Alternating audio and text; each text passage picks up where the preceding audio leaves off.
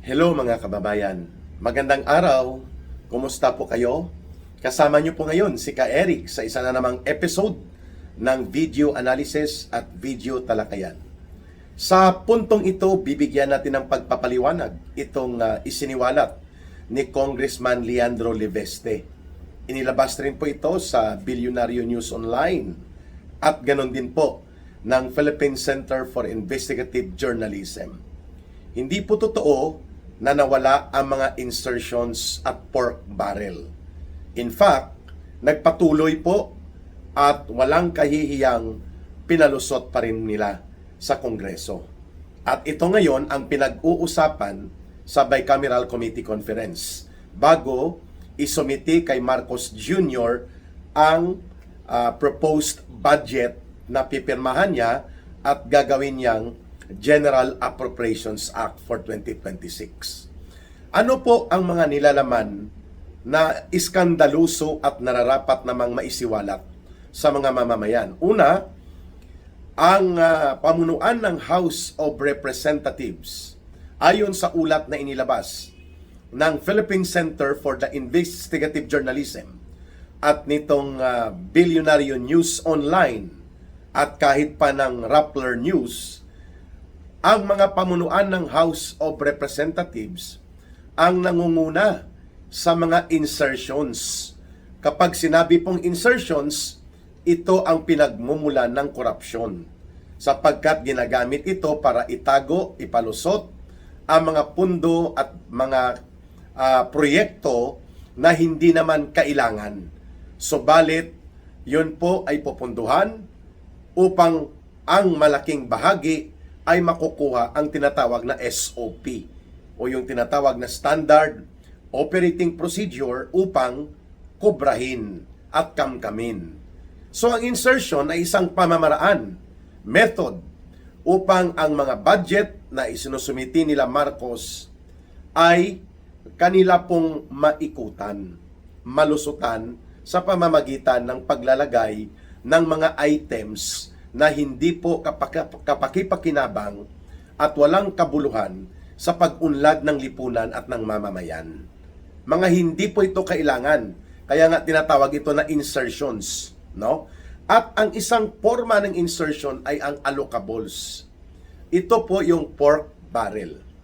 Idiniklara na po ng Korte Suprema na ang pork barrel ay bawal sapagkat yan ay walang katungkulan o anumang otoridad sa batas na ang House of Representatives, ang Kongreso, ang Senado, makialam sa pagpapatupad ng mga proyekto na sa executive branch po yan. Sa ilalim ng gobyerno natin, we have 3 branches of government. Executive branch, yun ang pinamumunuan ni Marcos, mga agencies of government, sa ilalim nito hanggang pababa. Ang legislative branch, binubuo po ng Kongreso, House of Representatives at yung Senate at Judiciary. Ito po yung mga korte sa ilalim naman ng Korte Suprema. Magkakahiwalay ito, subalit magkakaugnay.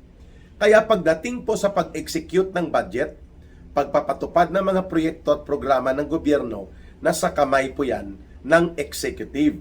Kaya ang sabi ng Korte Suprema, kung may proyekto kayo, dyan nyo ilalagay sa mga agencies of government na ang magpapatupad ay ang agencies of government.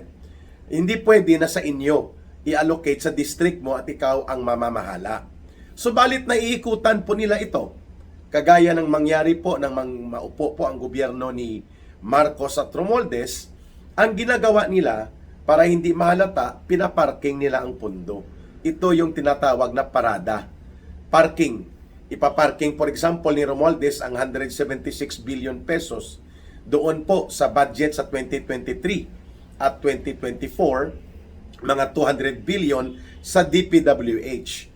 Pero ang magpapatupad sila ni Saldico at grupo nila, syempre may partida si Marcos sa SOP o doon sa pinapatong nila sa mga kontraktor. Hindi po ang DPWH ang magtatakda, pero ang agency to implement at kausap nila, DPWH. Mayroon din po silang pinaparada minsan sa Department of Agriculture. Mayroon din po sa Department of Education, Department of Health. Ang parada, coordinated. Ibig sabihin, nakausap po yung departamento na mag-insert si Romualdez at sila Saldico. Si Marcos may insertion din siya. Pag sinabing insertion, wala po yon sa NEP. Wala sa National Expenditures Program. Subalit during the deliberation at pati sa BICAM na isisingit sapagkat doon nga ang magic. Doon nga po ang pangungurakot at pagnanakaw sa insertion. So ang isang forma ng insertion, allocable. Ang isang pamamaraan, parada. So pag sinabing allocable, halimbawa si Sandro Marcos, ay nakakuha po siya ng allocables na umaabot sa mga 30 billion pesos. So every year, hindi bababa sa mga 8 hanggang 10 billion yan. Kay Sandro Marcos, minimum ito kasi sinasabi ni Saldico, umaabot sa mga 50 billion pesos ang allocables ni Marcos Sandro, ni Charis Sandro Marcos. So pagpalagay nating 10 billion per year, ang minimum, allocable, pork barrel po yon. Ang gagawin ni Sandro Marcos, ipaparada yon as insertion. Doon po sa DPWH o pwede rin sa farm to pocket roads sa Department of Agriculture. Bahala na si Sandro Marcos, sinong kontraktor niya. At kaya nga lumalabas, nakakilala talaga nila ni Marcos Jr. at ni Sandro Charis Marcos itong mga diskaya. At ang isang mga kontraktor ni Marcos sa pamilya nila, itong si Jojo Cades, na naging undersecretary sa Department of Justice, pero bagman daw ni Marcos pala. Yun po ang tawag sa kanya sa mga sirkulo ng mga contractors, bagman. At ito ay inireport din sa Center for Investigative Journalism at ng Rappler, na kontraktor na konektado, undersecretary konektado sa mga kontraktor na ngongontrata, at bagman. Pag sinabing bagman, kolektor din o tagapagtanggap ng mga partida ni Marcos doon sa pangongolekta ni Saldico, na siya nga ay tumutugma sa description mismo sa video revelation ni Ginoong Saldico. So ang allocable ay isa pong bahagi ng insertion. Tinatawag na allocable kasi ina-allocate nila sa sarili nila. So may allocables po si Budget D o insertion ng mga umaabot sa kulang-kulang 3 billion pesos. Ganon din po si Swansing na chairperson ng Committee on Appropriations. According to Supreme Court ruling, hindi pwede yon na sila ay mangingialam at magpapatupad ng mga proyekto na yan ay nasa kapangyarihan ng Executive Department. Pero dahil sila ngayon ay makapangyarihan, mayroon pa rin palang allocables. At si Martin Romualdez may allocables sa House of Representatives at under review sa BICAM kung ito ay masisilip, mga 6 billion pesos. Kay Sandro Marcos, mga 4 na billion din ang allocables. Ito ay mga inilunsad na mga pagbubunyag ni Philippine Center for Investigative Journalism. So umaabot po ang allocables ng House of Representatives, hindi rin po bababa, mga kababayan, sa mga 100 billion pesos pa rin. Meaning may pork barrel pa rin sila. Bagamat hindi kagaya doon sa panahon ng bago mabulgar 2023, 2024 and 2025 budget, ang allocables at insertions umaabot sa mga tag 500 to 600 billion pesos every budget. At syempre, may hiwalay pa na insertion si Marcos noong 2025 na binunyag ni Saldico na umaabot sa 105 billion pesos. 100 billion pesos mismo, siya ang nag-identify sa DPWH niya pinatago. At siya ang bahala mangungontrata nito, which is illegal yan, no? Wala nga yan sa National Expenditures Program. Ang 5 billion para sa kanyang opisina mismo. Siya din po ang magdi-dispose ng pondo na ito. So, hindi po nawala ang mga pinagmumulan ng pangungulimbat at pandarambong at large-scale corruption. At iba lang ang kanilang allocables ngayon ay nakaparada sa flood control projects. Ayun. Ang sabi ni Congressman Leandro Liveste, mula sa 16 billion pesos lang ang allocables para sa flood control project, sa farm to pocket road. Bakit naman po farm to pocket road ang tawag ni Ka Eric dito? Sapagkat wala naman talagang road na matino, minsan wala talagang road. Ghost project din po ito. Kaya farm to pocket. Instead na farm to market road, farm to pocket road. So, dahil mabaho na po umaalingasaw ang iskandalo ng flood control projects, ang ginawa nila Marcos, pinayagan niya ang mga pinayagan niya ang mga farm to pocket road. Ayun. So, kung farm to pocket road, ang kasabwat dito, Department of Agriculture, tsaka DPWH din, mga kababayan. At ito nga, from 16 billion pesos na ginawa sa House of Representatives ngayon sa ongoing deliberation sa bicameral conference, hindi lang po ito naging 16 billion, simple. Ginawa pa pong 32.1 billion pesos, dinoble pa. At ito ay pork barrel allocable insertion. At mataas ang posibilidad na ito po ay kukulimbatin. Basta insertion, basta allocable, basta pork barrel, magkabalahibo, magkapareho pong layunin. Kukurakutin at dudurubuhin ito ng mga kongresista at ng mga taga-DPWH. Ngayon, tudulabi si DPWH Secretary Vince Dizon na ibalik daw ang mga tinanggal na pondo sa DPWH. Alam naman po natin ang DPWH is the main agency kung saan po na ipapatupad nila Marcos at Romualdez ang pagnanakaw at pandarambong. Sapagkat sila nga ang in charge sa infrastructure projects sa buong Pilipinas, sa lahat ng agencies of government, no? So ito nga ang kahindik-hindik. Ang House leadership, bagamat napalitan na, kunwari, nominally, pag sinabing nominally, ang nakikita mo si Budget D. Pero ang sa likod ni Budget D, si Martin Romualdez pa rin, si Tambaloslos. So sa loob po ng ganitong sistema, na dami pa rin pala ni Martin Romualdez, itong si Budget D, hindi po nawala ang insertions.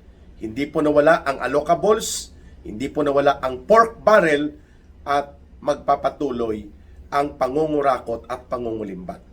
32.1 billion sa tinatawag na farm to pocket roads. Ibig sabihin, karamihan nito ghost projects na naman o kaya house show. Ikakapital na naman nila ang mga magsasaka at mga katutubong pamayanan. Ang mga liblib na lugar ng kanayunan na kunwari ay pagsiserbisyuhan nila. At ngayon, maririnig ninyo katahimikan. Hindi umiimik ang tarantadong si Marcos Jr. Bakit? Kinokonsinti niya. Kasi ang anak niya, na si Sandro Charis Marcos, may allocables pa rin. Ang pinsan niyang si Martin Tambaloslos, may allocables pa rin. So nakikinabang sila. Gino-good time lang nila ang taong bayan. Ginogoyo nila sapagkat hindi po mawawala itong korupsyon hanggat nandyan po si Marcos at sila Romualdez. Isang malaking sindikato po ito. Mantakin mo, ang pinakamalaking mga insertions at mga allocables, diskarte nila, walang iba po kundi ang pamunuan ng House of Representatives. Mula kay Budget D, na ngayon ay nominal head ng speaker bilang Speaker of the House, pero sa likod niya, si Martin Tambaloslos ang nagpapaandar at kumukumpas sa House of Representatives dahil hindi nga binibigwasan, hindi nga dinudurog ni Marcos itong si Romualdez dahil kasapakat niya, kasabwat at kapanalig niya sa paglulunsad ng pandarambong. Kaya malakas pa rin ang loob na siya ang mangialam sa pagpapaandar nitong isang malaking sindikato sa House of Representatives, no? Bahagi diyan, syempre, itong Committee on Appropriations chairperson, itong si Swansing. Mga kababayan, ito ay malaking pagtataksil, malaking panloloko. At bantayan natin kasi naibulgar na ni Congressman Leandro Libeste na mayroong kaduda-duda. At malamang sa malamang, ito ang panggagalingan ng pangungulimbat, ang paglaki ng doble ng farm to pocket roads. At naglalabi pa ang walang kahihiyan sa kanyang sarili na si Vince Dizon na ibalik at dagdagan pa ang pondo ng DPWH na tinapyasan bago dumating sa Bicameral Committee Conference ng House of Representatives at ng Senado. Mga kababayan, ang mga sakim at gahaman sa pera, hindi po nahihiya na ipagpapatuloy ang pagnanakaw at pandarambong kung hindi sila magkakaroon ng kaparusahan at pananagutan. Kaya po ang Marcos resign na panawagan ay tamang-tama, tugmang-tugma sa pangangailangan ng ating panahon.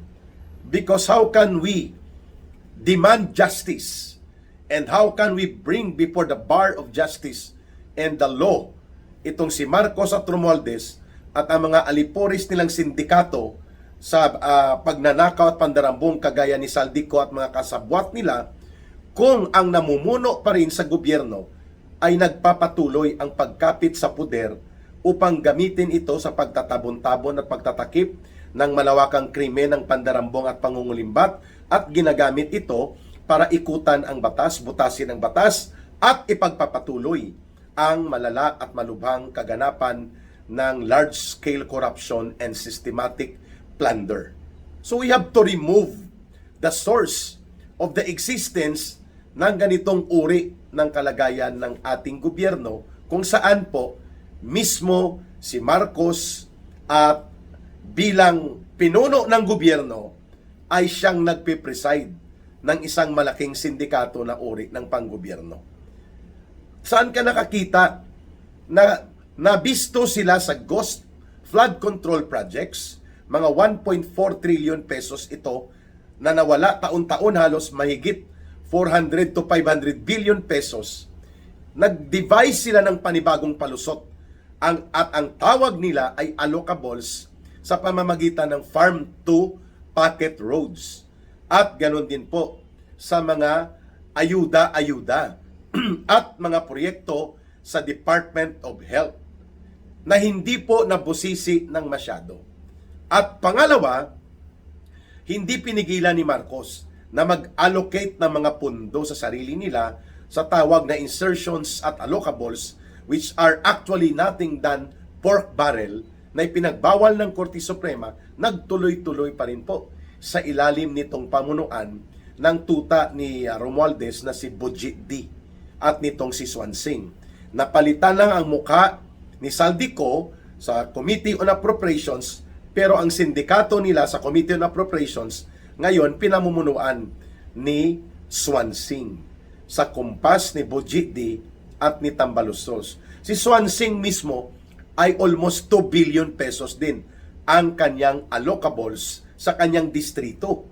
At kay Martin Romualdez, uulitin po natin, sa House of Representatives version, almost 6 billion pesos po ang allocables or pork barrel ni Martin Tambaluslos, na ang ibig sabihin, sila pa rin po ang magpapatupad nito mga pundong ito at kontrolado pa rin nila ang mga contractors at pipili lang sila ng bagong mga contractors na hindi pa naibubulgar dahil wala naman pong ginawa ang Senate Blue Ribbon Committee pa, kundi ang pagtakpan at tabun-tabunan ang kaganapan ng malawakang krimeng ito ng pandarambong nila Marcos at Romualdez, kaya hindi pa nabubulgar ang iba pang mga contractors. Pinalitan lang ang sindikato ni Marcos na si Bunuan sa DPWH ng bagong muka na si Vince Dizon.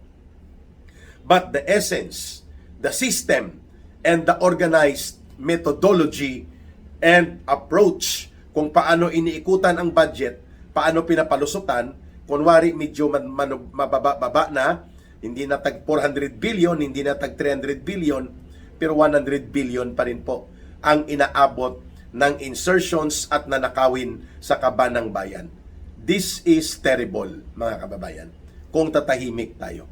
Kaya natin ito isinisiwalat sapagkat the direction right now is not only to expose and stop the large-scale and massive corruption na ngayon ay patuloy na ginagawa ni Marcos at pinapahintulutan sapagkat nakikinabang siya ng tulutudo. The direction is to remove Marcos and Romualdez at sila sa mapayapang pamamaraan sa pagkilos ng taong bayan sa sama-sama at kolektibong paninindigan ay papalitan dapat na si Marcos. He has to go.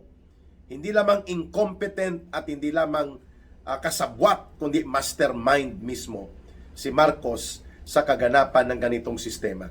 Tapos arte-artihan niya tayo ng bait-baitan na statement, mga pahayag-pahayag na kunwari ay nahabol na nila ang mga sangkot dito sa flood control projects at sa sindikato ng corruption like Saldico, pero tuloy pa rin pala ang ligaya at ang mga totoong mastermind na mga totoong sangkot, si Marcos at si Romualdez, happy days are here again during budget season, including ang anak niyang si Charis Sandro Marcos.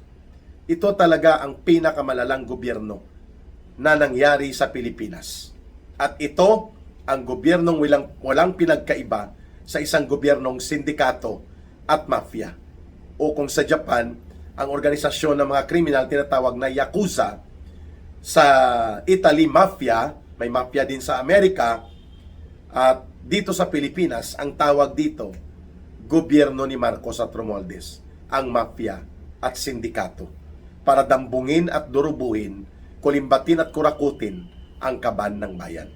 Kawawang mamamayang Pilipino kung hindi pa tayo kikilos.